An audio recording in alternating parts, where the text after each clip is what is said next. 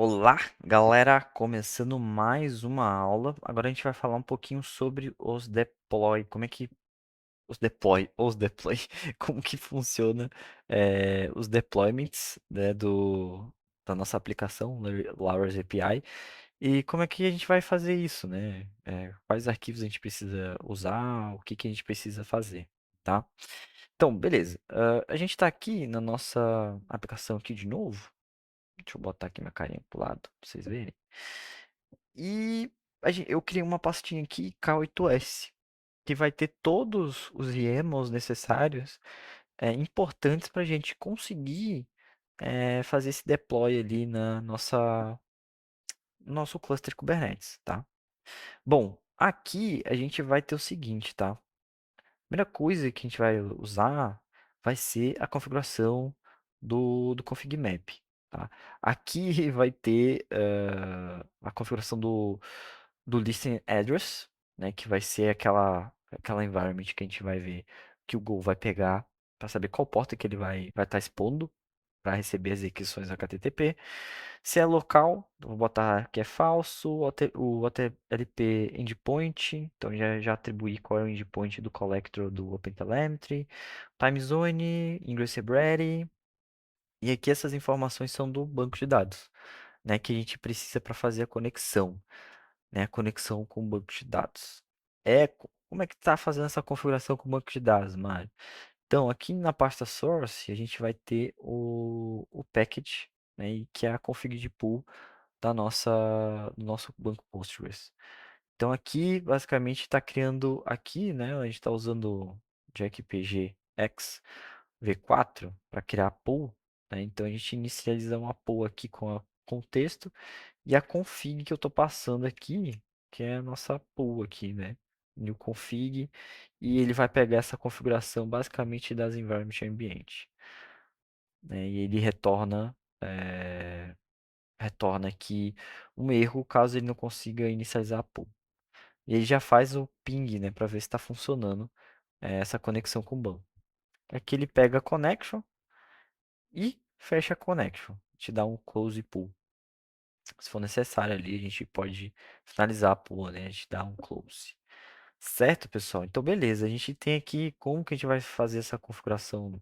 A gente vai inicializar a pool de connections no banco de dados, né? E esse não é uma aula para a gente entender como é que faz um CRUD nem nada, mas se a gente olhar aqui para a pasta de customers, né? Se a gente for pegar, sei lá, o post aqui,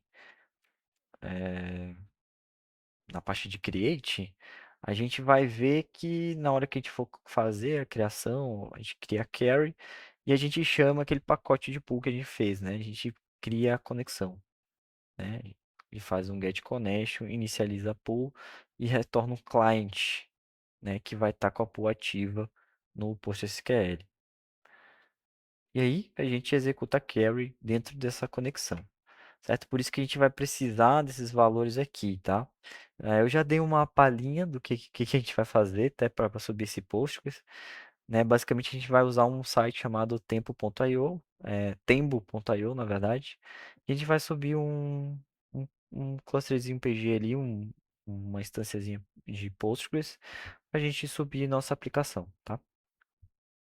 Então, basicamente, essa senha aqui do banco, né? Essa informação de DB password, geralmente, pessoal, não é para ser plain text, não é para estar aqui no, como config map, tá? Isso daqui é para vir como uma secret e possivelmente ela para estar encriptada de alguma forma dentro do seu cluster, tá? Até mesmo tua aplicação pegar direto de um secret vault da vida, como o vault da HashiCorp ou um Secret Manager da AWS, enfim, tem outras opções, tá? Não tentem acessar essa senha aqui, porque eu já vou ter apagado esse banco e essa senha não estar mais funcional.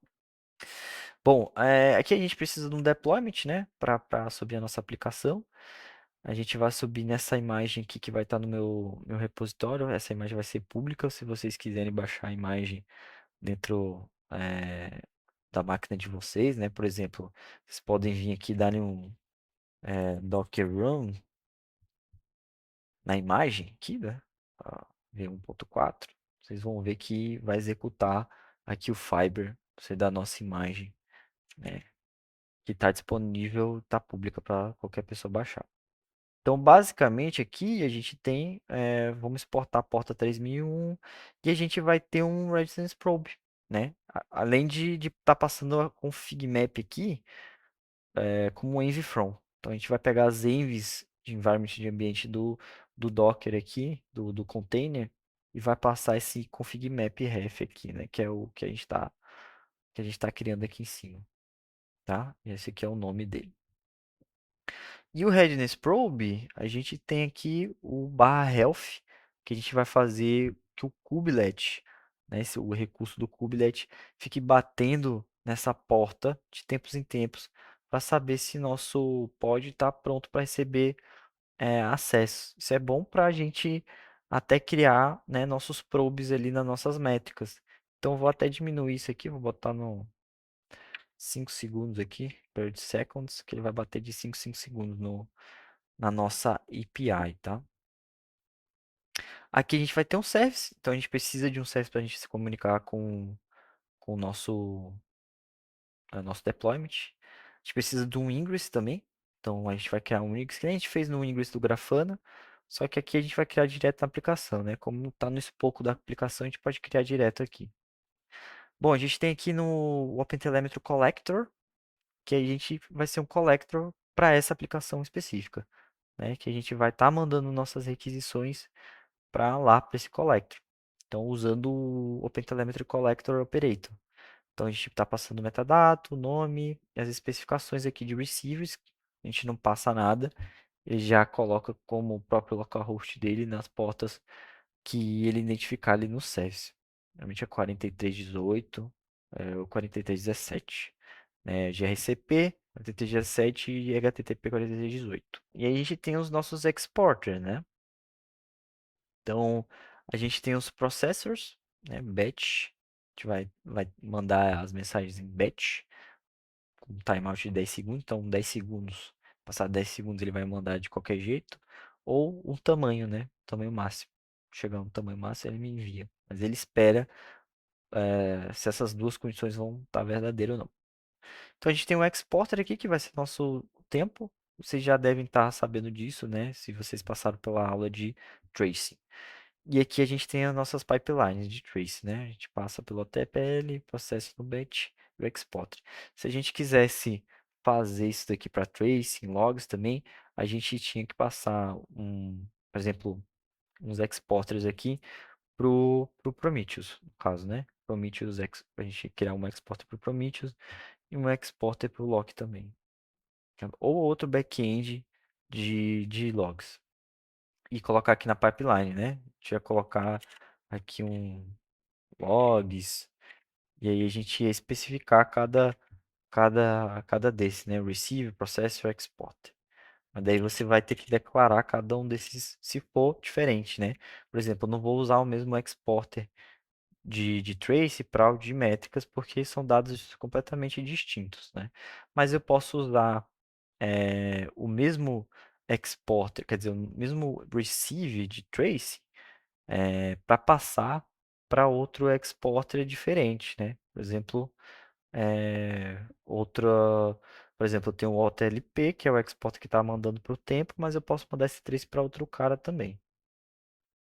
Aí a gente usa mesmo os dados e fazem exportação para outros backends. Então a gente tem o Service Monitor, que é o que a gente usou no módulo de metrics, né? A gente tem o CS Monitor, vai monitorar nosso Laravel API no barra metrics. A gente tem o scrap timeout de 30 segundos, né? A cada 30 segundos ele vai fazendo esse scrap, tá?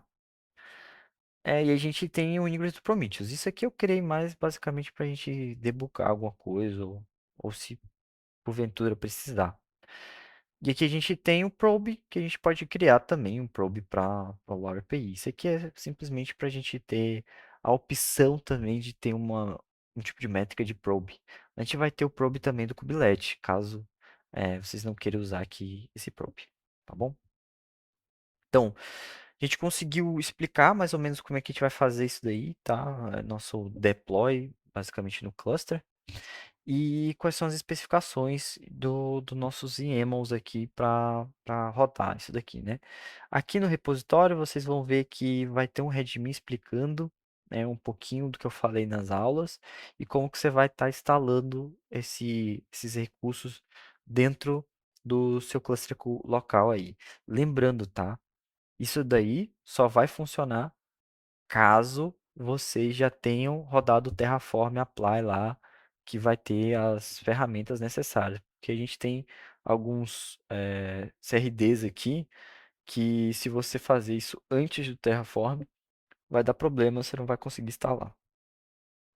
Tá legal, pessoal?